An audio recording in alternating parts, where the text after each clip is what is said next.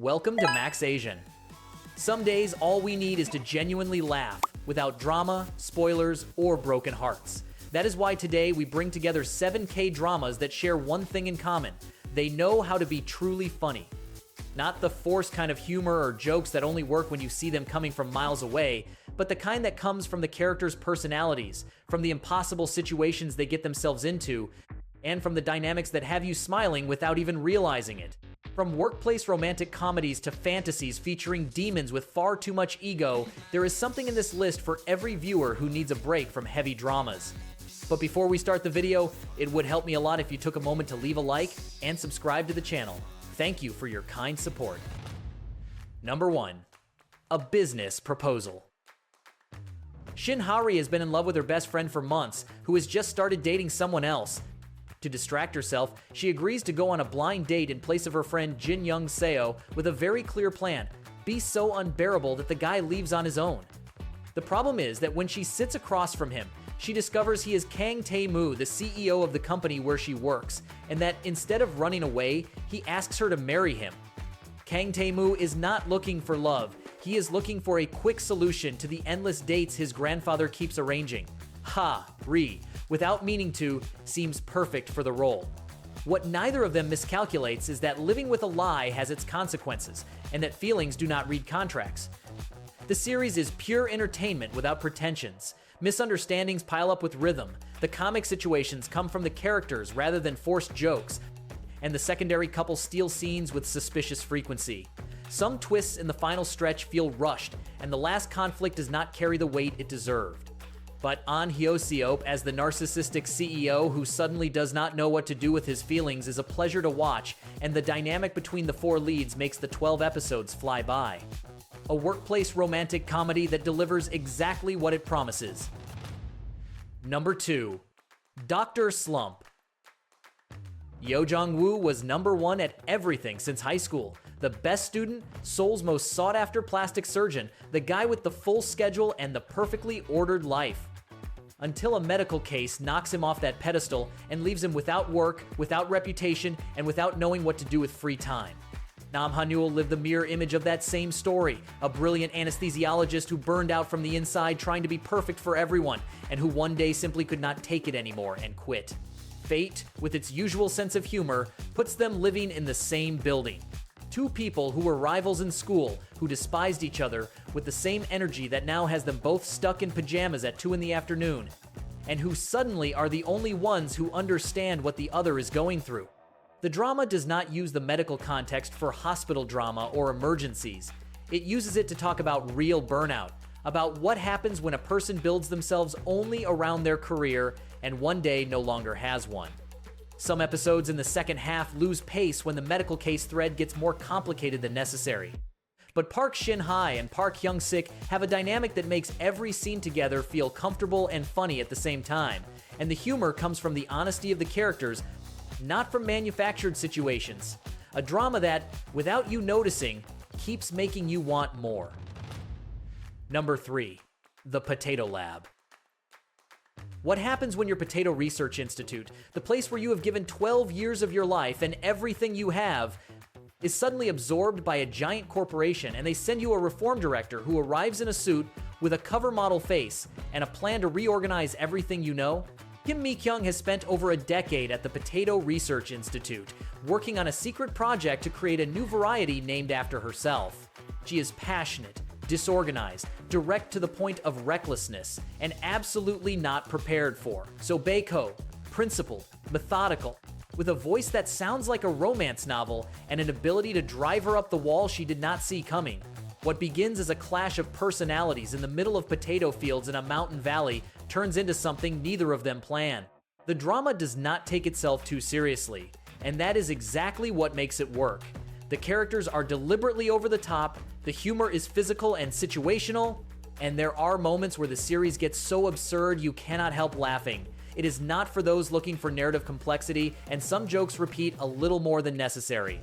But Lee Sun-bin and Kang Tae-ho have a completely unexpected dynamic that hooks you from the second episode, and the rural atmosphere that smells of earth and freshly harvested potatoes gives the drama a tone that few romantic comedies have. Number 4. My Sweet Mobster. In a small Korean town where the only thing that stands out is a butcher shop staffed by people who look like they stepped out of an action film, Seo Ji-hwan appears. A former criminal organization boss turned CEO of Thirsty Deer, who now dedicates his life to traveling the country, dissolving gangs, and giving ex-convicts work and a second chance.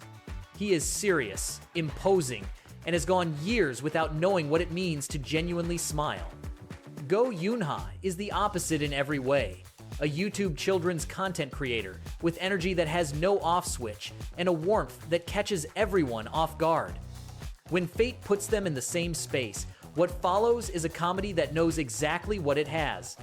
The contrast between the ex-mobster who does not know how to behave around someone who looks at him with genuine affection and the girl who has no idea how dangerous that world can be. The drama does not get solemn about the lead's criminal past, nor does it soften it too much, and the dynamic of the group of ex-convicts who work for Ji-hwan generates many of the best comic moments. Some middle episodes stretch without the plot moving much.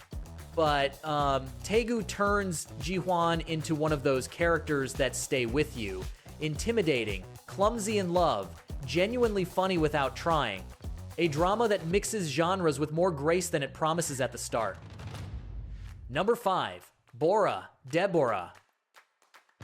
Yeon Bora wrote the best-selling book about love in South Korea. Literally. Under the pen name Deborah, she is the country's most famous relationship coach, the one who tells everyone how to find a partner, how to know if someone truly loves you, and how not to waste time in relationships going nowhere. The problem is that her boyfriend of 3 years, the one she thought was different, was cheating on her. And Bora found out in the worst possible way. Then comes Lee Soo-hyuk, a book editor who was always skeptical of Deborah's theories, who has his own issues with love, and who through work circumstances ends up collaborating with her on the same project.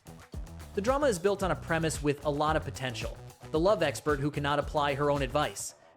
The series gets the most out of that irony without making it repetitive, and the romance grows slowly with an honesty that you appreciate. Some episodes in the middle stretch slow the pace more than necessary. But Yoo In-na as Bora is one of those roles that feel written exactly for that actress. The character has layers she reveals in a way that makes you want to know more each time. An adult romantic comedy that has more heart than it first appears to.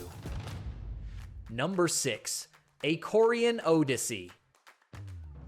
Everything starts with a little girl who can see ghosts, a haunted house, and a fan that should not be in anyone's hands. Jin Seon-mi has the gift of perceiving what others cannot see, and that makes her the perfect target for the powerful demon Woo-ma Wang to use as a messenger. The problem is that the mission leads her to a house where Sun Oh-gong is sealed, the Monkey King, a mythical creature taken straight from Journey to the West, with an ego the size of Joseon and absolutely no intention of being useful to anyone. Oh-gong tricks Seon-mi into freeing him, erases her memories, and disappears. 25 years later, now an adult, Seon-mi runs a real estate agency specializing in haunted properties. Oh-gong is still the same chaos as always, and the two cross paths again at the most inconvenient moment. The Hong sisters created a fantasy world with a lot of personality. The demons and spirits have their own rules, hierarchies, and relationships, and the humor arises from how that world collides with modern Seoul. The series stretches more than necessary in some middle episodes, and the tone can feel uneven. But Lee Seung-gi as Oh-gong is unrecognizable in how well he handles the comedy, and the tension between the two leads has something genuinely addictive that holds interest all the way to the end. A fantasy that mixes classic Asian mythology with romantic comedy in a way that had not been seen before. Number 7. Shooting Stars. Oh Han-byol is the head of the PR team at Star Force Entertainment, the person who has to be available at 3 in the morning when a film star makes a mistake, the one who drafts the press release before the media wakes up, and the one who knows exactly how the entertainment industry works from the inside. Gong Tae-seong is the biggest star at that company, the face on every magazine cover, the guy who in public is pure warmth and who in private has a temper that only Han-byol truly knows. The two have spent years clashing behind the scenes with the same energy they use to maintain the perfect facade in front of the world.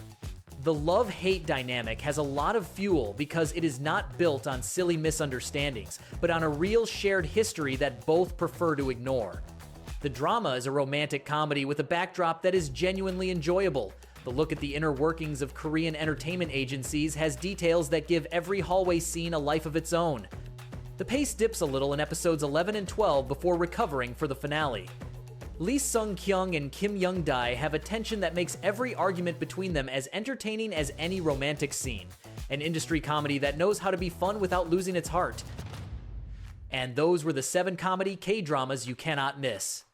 From narcissistic CEOs who do not know what to do with their feelings, to potato researchers who declare war on their new boss, this list has everything to guarantee you a great time.